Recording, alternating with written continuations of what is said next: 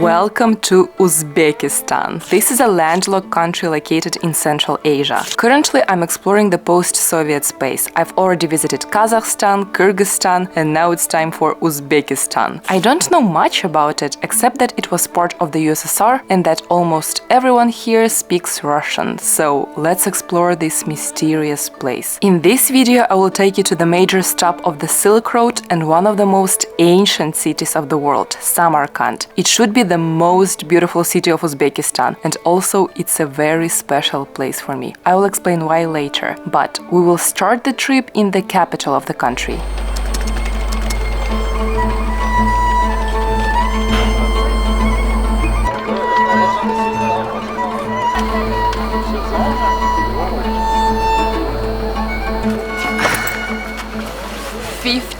Years ago, my dad studied in Samarkand Higher Military Automobile School. I'm heading there now to see where he spent his youth.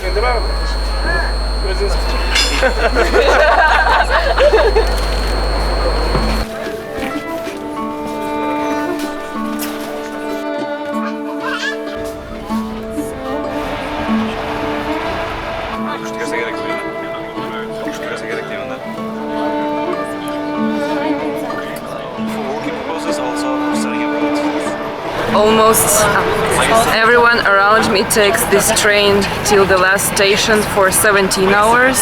For me it's only 4 hours to Samarkand, and here it feels like in sauna. It is so hot. And Nurlibek here is watching my videos. He is a fellow YouTuber. He has 4 followers, he said. У тебя же тоже YouTube канал, да? Да, о играх. Follow Nurlibek. Ты говоришь на русском и на узбекском, да? Да. Ты на 3 языках говоришь? Да. Вау! Еще казахский. 4 languages. Сколько тебе лет? 4 languages when he's 10 years old. Wow. Nurlibek told me that I need to learn Karakalpaksky language. I can't even say Karakalpaksky. And I need to learn this language. Да, какие слова выучить? Ассаламу алейкум. Ассаламу алейкум, easy. Да, Адам. Адам. Да. Что это? Человек. Адам. It means human in Karakalpaksky. Хаял. Женщина. And Hayal means woman. This is such an old train. It's Soviet, and they even told me that you can't go to the bathroom when the train stops, so it's very ancient.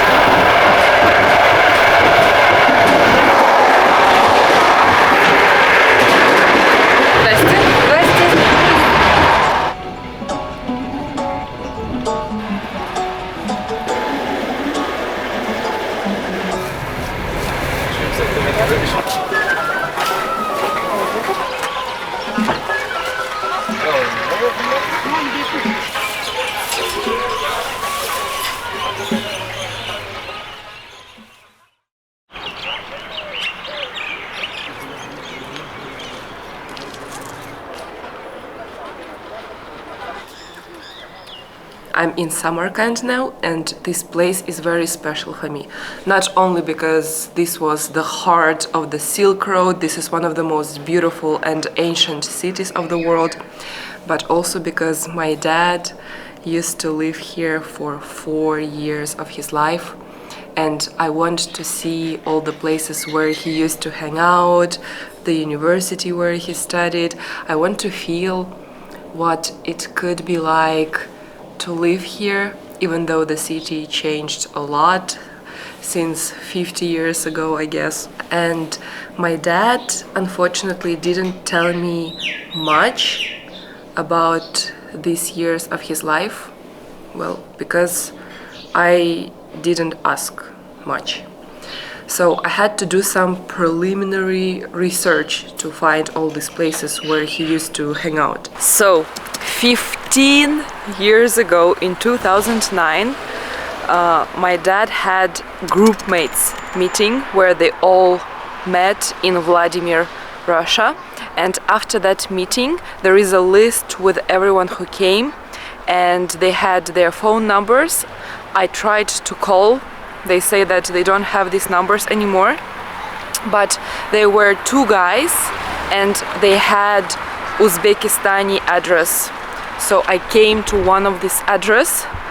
One of his group mates is supposed to live in this house. If he's still alive, I don't know. I have no idea if he still lives here, but I will try my chance. Maybe he's somewhere here and I can talk to him.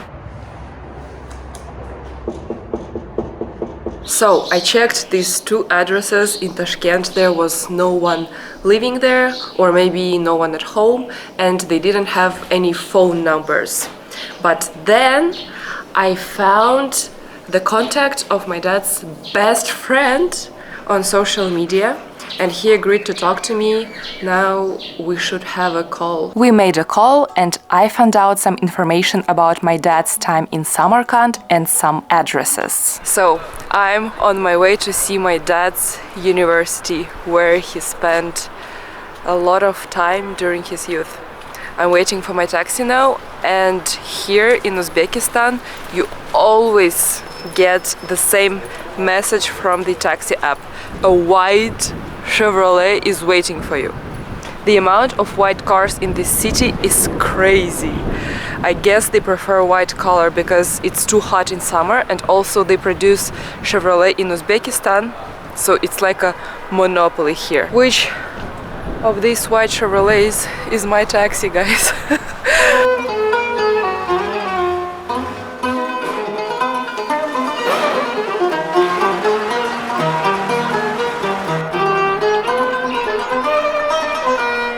So, at the place where Samarkand Higher Military Automobile School used to be, there is now just a military base. There is no college. They removed the university to another city, and at that place it's just a military base. I can't film, I can't go there. Super sad. But I wasn't sad for too long. Samarkand is such a nice spot, and I decided to visit other places where my dad and his groupmates used to hang out and to get to know the city better.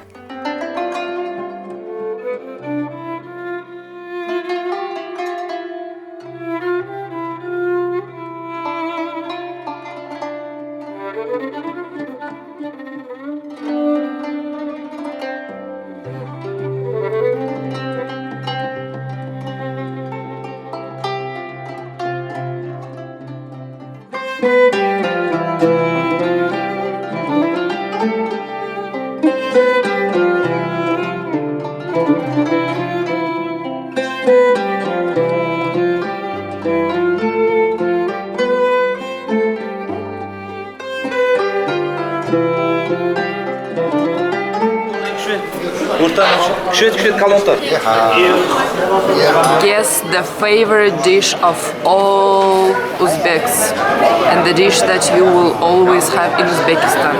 I give you 2 seconds. Какое у вас любимое блюдо? Плов? А у вас? Мясо. Мясо. А у вас? Плов. А у вас? Мясо. А у вас? It's Pilaf, of course. Скажите, правда, что в Самарканде плов едят руками? Да? А как его кушать? Просто... Вот так делайте. И ешьте. Вот так? Да, так. Я правильно делаю? Нет. Вот так, а совсем Вот так? как делаете, да. Нет, Вот. нет. Нет? Вот так. И Ешьте. вот так. Oh, it's quite difficult. So, yeah, in Samarkand, the way to eat pilaf is like this. It's just tastier like this. So, I was told that if you try it with a fork, then it would be worse taste than if you would eat it like this from your hand. Honestly, for me it's the same taste. But yeah, this is fun. This portion is huge, but it's so good, so I might finish all of this.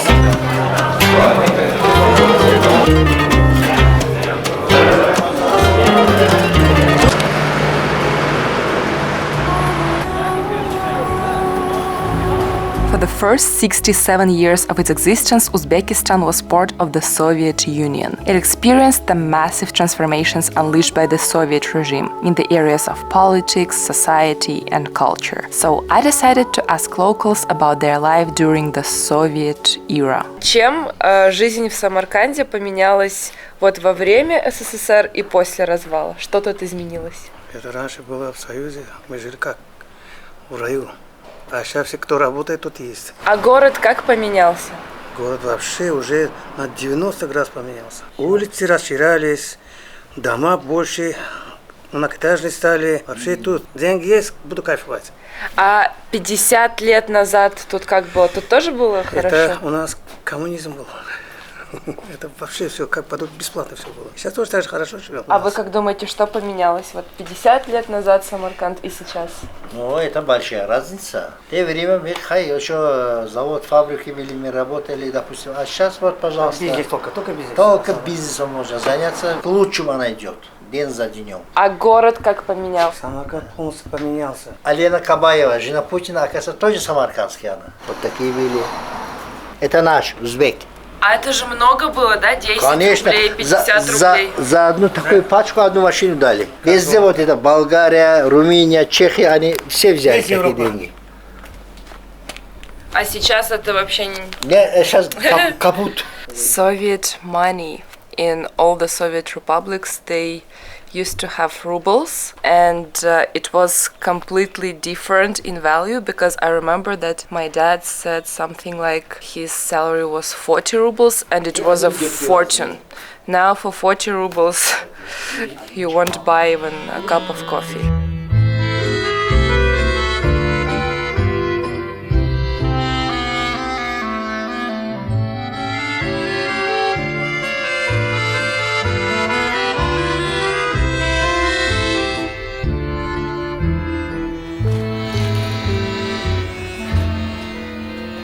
I've got these Soviet earrings. Soviet.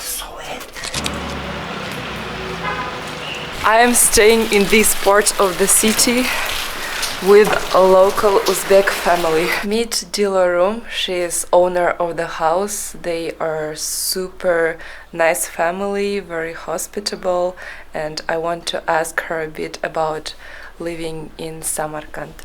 Диларум, скажите, вам нравится жить в Самарканде? Очень нравится, очень. Это мой родной город. А что именно тут вам нравится больше всего? Здесь всего нравится. Мои внуки, мои дети, воздух, мясо. Вы рассказывали, что во время СССР вы были в моем родном городе, тоже Да, в Перми, да? Да, я была товароведом. Я институт только закончила, и вот меня отправили в Пермь сделать договор по картошке. Большой договор сделала и сразу прилетела домой. Когда было лучше жить? Во время СССР или после развала? Во время СССР было хорошо жить. Все было очень дешево, все было доступно. Ну а потом, когда стали независимы, Узбекистан, тоже стало хорошо. Нам дали такую возможность дома делать гостевые дома. Вот мы гостевой дом сделали дома. Принимаем всех гостей, туристов. Я люблю всех принимать, гостей люблю. Вы рассказываете, вам всегда нравилось и во время СССР, и Да. после. Да. Счастливый человек.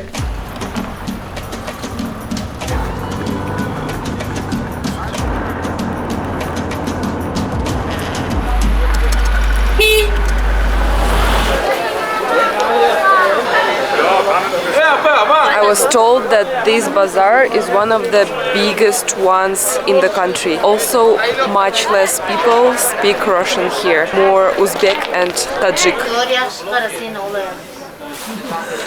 So these dresses are ridiculously long. Как носить такие платья? Как носить такие?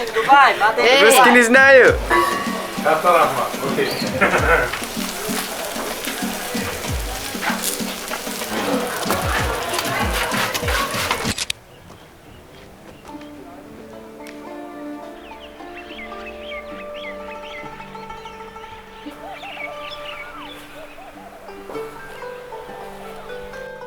Привет!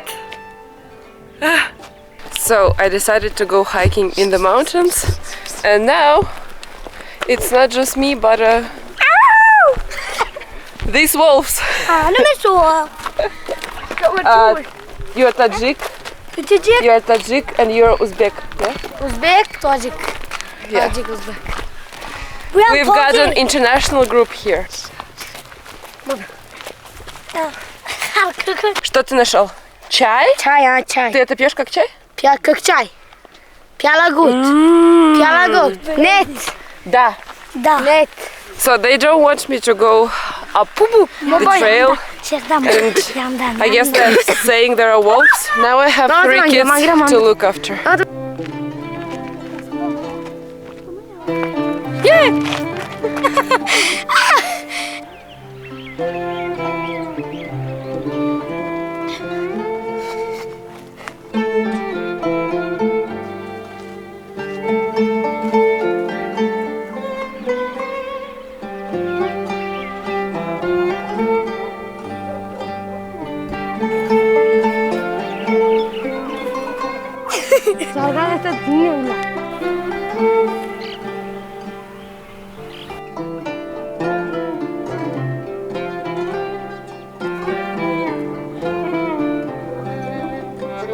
My little team got tired, so I'm on my own now. I want to reach this top.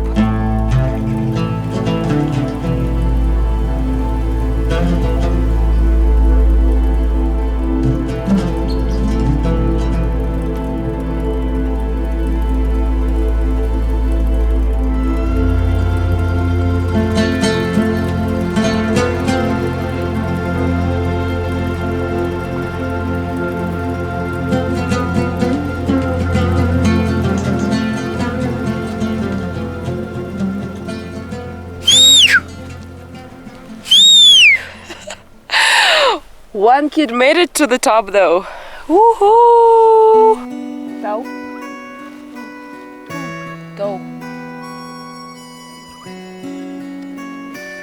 I followed my dad's footsteps that he made 50 years ago. Now I took this route, and it made me feel how life will always continue through generations. But more importantly, it made me realize once again that we're not immortal. We take a short stroll named life, and we have very little time to fulfill our plans, and no time at all for shallow things and some nonsense. What an excellent feeling that is!